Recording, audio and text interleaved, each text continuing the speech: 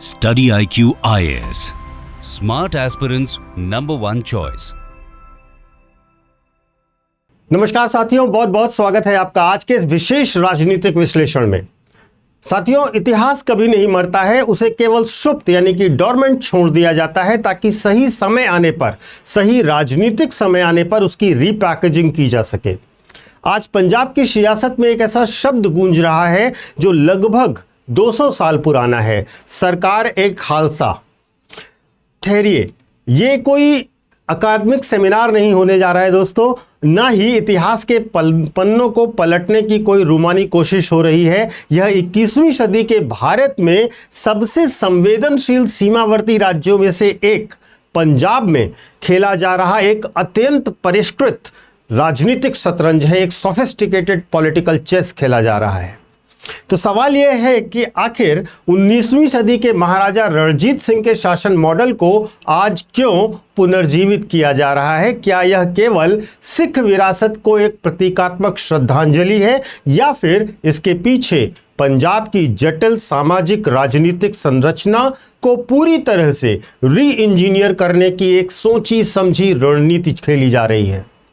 आज हम किसी पॉलिटिकल पार्टी के घोषणा पत्र या पॉलिटिकल पार्टी की चर्चा नहीं करेंगे, बल्कि इस नैरेटिव के पीछे छिपे हुए डीप स्टेट और इलेक्टोरल साइंस को समझने का प्रयास करेंगे।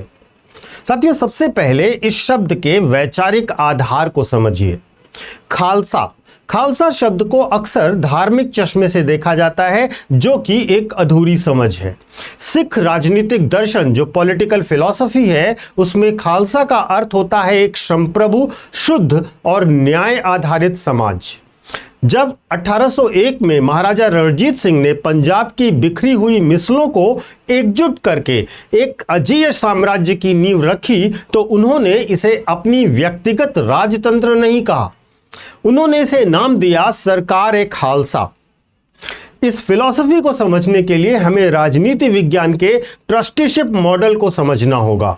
महाराजा ने कभी खुद को राजा या शहंशाह के रूप में स्थापित नहीं किया। उनके सिक्कों में किसी सुल्तान का नाम नहीं हुआ करता था, बल्कि लिखा हुआ करता था अकाल सहाय।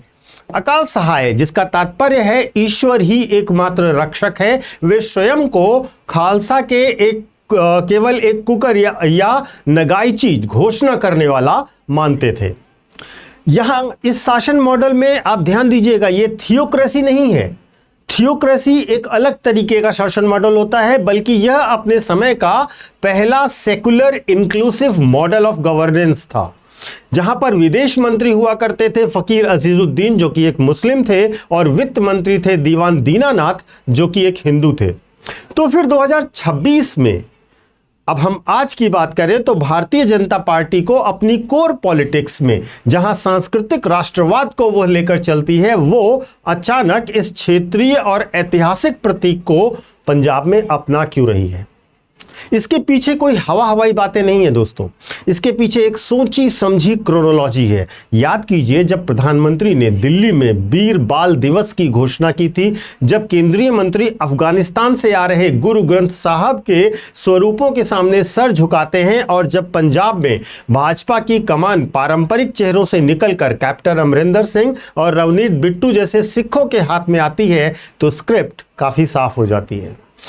भाजपा जो है वो सरकार एक खालसा के जरिए पंजाब के वोटर को यह समझाने का प्रयास कर रही है कि आपको अपनी सिख पहचान और गौरव को बचाने के लिए किसी क्षेत्रीय दल जैसे कि अकाली दल की आवश्यकता नहीं है। दिल्ली का मौजूदा नैरेटिव महाराजा रणजीत सिंह की विरासत को अब ज्यादा संभाल कर, आपसे ज्यादा संभाल कर और इनसे ज्यादा संभाल कर रख सकता है। यह सीधे तौर पर रीजनल प्राइड को नेशनल नैरेटिव में विलीन करने की रणनीति है। अब बात करते हैं एक कड़वी हकीकत की। पंजाब में भाजपा के सामने एक आइडेंटिटी क्राइसिस रहा है हमेशा से।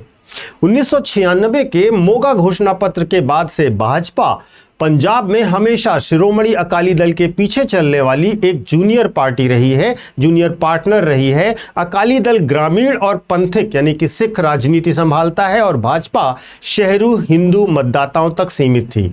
लेकिन यह गठबंधन अब इतिहास बन चुका है। 3 कृषि कानूनों के बाद पैदा हुए गतिरोध, किसान आंदोलन के जख्म और अकाली दल के क्रमिक पतन, इन सब ने मिलकर के पंजाब में एक बहुत बड़ा पॉलिटिकल वैक्यूम पैदा कर दिया है।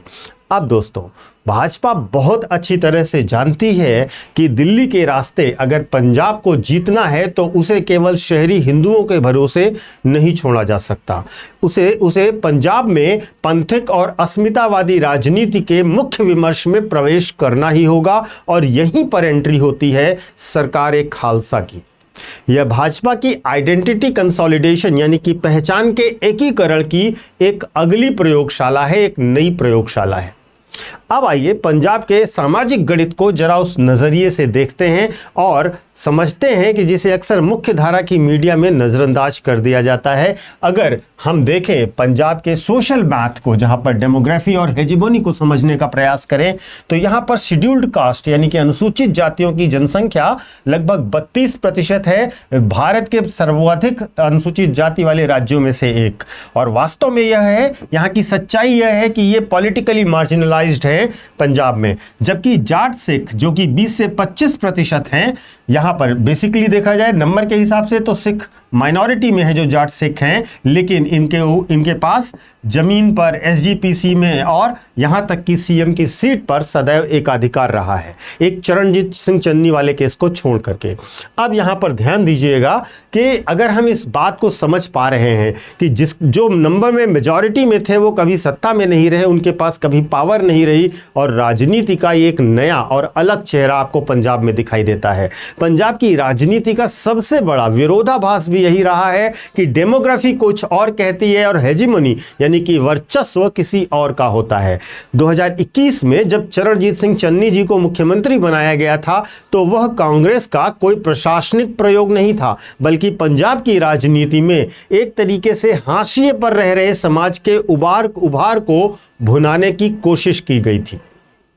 भाजपा का सरकार-ए-खालसा का कार्ड कई विरोधाभास को भेदने की एक रणनीति है। महाराजा रणजीत सिंह एक ऐसे प्रतीक हैं जो जाट सिखों के लिए सैन्य गौरव के प्रतीक हैं, शहरी हिंदुओं के लिए सनातन धर्म और सीमाओं के रक्षक हैं, और दलित समाज के लिए एक ऐसे न्यायप्रिय शासक हैं जिसने अपनी सेना में मजहबी सिखों को उच्च पदों पर आसीन किया था।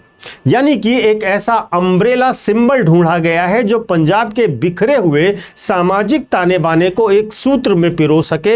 इसे महाराष्ट्र के छत्रपति शिवाजी महाराज मॉडल से की तर्ज पर ही आप पंजाब में लागू होने की कोशिश करते हुए देख सकते हैं।